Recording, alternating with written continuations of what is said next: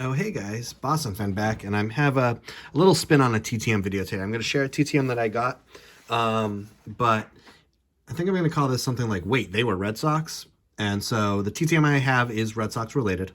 And my thought on this is you won't, in a million years, well, maybe in a million years, but a lot of you general baseball fans or even great baseball fans won't really associate the player that I'm going to show that I got TTM with the Red Sox. It just got me thinking, what other players do I have in my collection that I've gotten TTM in the past? To pick them on the Red Sox, but you might think for a second, like, wait, they were on the Red Sox? And so I have 10 cards that I've gotten in the past, plus what I'm going to show now. So I was just going to show them off, and I always like adding Red Sox autographs to my collection. And especially if you can picture them in a Red Sox uniform, that's obviously bonus. It is for a lot of us team collectors. And of course, I would rather them in a Red Sox uniform than in anything else for my collection, as the Red Sox are my favorite team. Boston fan, doy.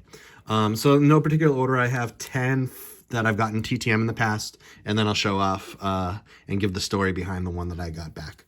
And so first one I'll start off with, do you remember David Cone was a member of the Red Sox in 2001? He had a terrible year with the Yankees in 2000, was a free agent, and the Red Sox took a flyer on him. And he was all right. I don't know if it has his 2001 stats here. It does. He was 9-7, 4.31 ERA. So he was all right. Not great, but he wasn't as bad as 2000. I was able to get him for free. I'm a huge David Cone fan in general. And so I wrote him like a 3-page letter, and he waived his signing fee for me. That was around 2019. Another one that you might be surprised. Hall of Famer Orlando Cepeda on my cutoff 74 was a member of the Red Sox for one season in 1973. Was able to get him with his fee.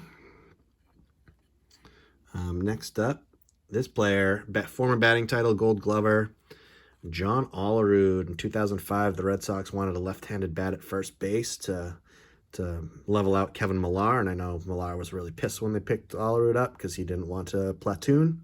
But John Olerud played his last season with the Red Sox in 2005, and he had an update card that year, which is really cool.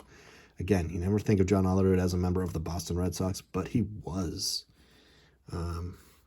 This player was only on the Red Sox for half a season, even less, before he was traded. You remember him best as a member of the Yankees, probably, and that is Jim Leyritz. I remember when the Red Sox signed him in 98, he had a tying or walk-off home run in April. I don't remember against who. It was in or around Patriots Day. So he had his moment. I was able to meet him in Fenway. He was signing autographs. He signed a card for me, not this one. But I've had this card since spring of 98, and he signed it through the mail for me. But he was a member of the Red Sox, and then he was traded. Oh, I don't remember who they traded him to or who they traded him for, but they traded him halfway through the 98 season. This legendary manager won several World Series with his time in the Yankees, and he ended his managerial career with the Red Sox, and he was great TTM. Ralph Houck was a Red Sox manager. Here he is on the 84 Topps card. But he won. He was what manager of the 61 Yankees, among other teams. Actually, it probably says it on the back. Yeah. 61, 62, 63 Yankees, and then they took a dive. But he was manager of the Red Sox for a couple of years, but didn't work any magic out. Next up on my list, Mike Cameron was on the Red Sox for just a bit of time in 2010. What I remember him most, I believe it was Mike Cameron, is he ran into, was it Adrian Beltre or Jacoby Ellsbury or somebody and broke their ribs? I don't remember exactly, but I think he ran into a player. He wasn't particularly great on the Red Sox end of his career. He's best known for his time on the Mariners and the White Sox, but he does have a Red Sox card. That's the 2010 update. Next up, Sean Casey played his last season with the Red Sox, and he signed this with 2008. Yeah, 2008 Topps update and highlights. And he was on, what's his nickname, the Sarge? He was on the 2008 Red Sox that almost made the World Series, lost in Game 7 of the ALCS. This one is probably more well-known just because I think a lot of people have had this card or have seen it, but Juan Marichal was signed by the Red Sox to help bolster their pitching at the very end of his career. Obviously, this is him in a Giants uniform. There's no picture of him on the Red Sox, but it has Red Sox on it, so I'm going to count that. So he finished his career. He actually finished his career with the Dodgers after the Red Sox. He wasn't very successful at the Red Sox. And this pitcher is a TTM Hall of Famer, but he had an all right career, but not great, and he was terrible with the Red Sox. But Mr. Zane Smith ended his career with the Red Sox. I remember him best for giving up 3 home runs to Mark McGwire at Fenway Park in 1995. He also gave up a home run in the playoffs to the Indians that year.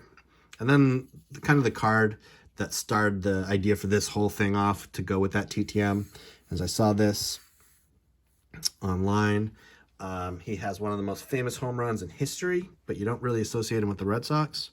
And that is Bobby Thompson, finished out his career with the Boston Red Sox. He's got a 1960 Topps card. This is the Archives version. He signed that for me, TTM, back in the day. And he was very briefly a member of the Boston Red Sox. And that brings me to the TTM to show off. So this came back in 17 days, a $15 fee. And it is none other than Hall of Fame pitcher Rollie Fingers in a Red Sox uniform. And I'm thinking some of you might be going, what? But those of you who are better read in baseball history will know what happened. So in 1976, facing the advent of free agency, A's owner Charlie Finley decided, you know what? If I'm going to lose all my players to free agency because I can't sign them to big contracts, I'm just going to get rid of them.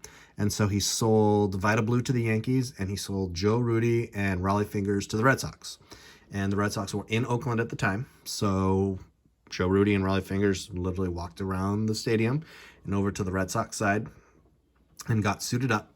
And Bowie Kuhn, who was the commissioner of baseball at the time, he put a pause on it and said, "You can't use these players yet. I need to decide what to do." And they had negotiations, and they're in New York. Charlie Finley was in New York, and they're negotiating about this. And Charlie Finley was, came out of the meetings, and George Steinbrenner came out of the meetings, thumbs up, and they were like, "Yeah, this is going to happen."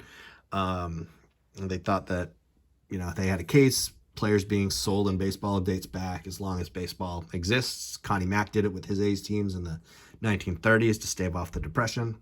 And they thought they were golden, and the Red Sox were about to have him. He was in uniform. And then on day 2 or day 3, Bowie Kuhn came out and said, no, doing something like this is detrimental to baseball, and it'll cause all the small market teams to essentially just sell off their players to the big market teams. And it's going to cause a great disparity in the game. And he canceled the trade or the sale and sent Vita Blue back to the A's and sent Rollie Fingers back to the A's, Joe Rudi back to the A's. And Charlie Finley refused to play any of those players for the next, I think, 2 weeks, basically trying to boycott, in a sense, what Bowie Kuhn had said. He refused to play him. He's like, no, Rollie Fingers is a property of the Red Sox. I can't play him.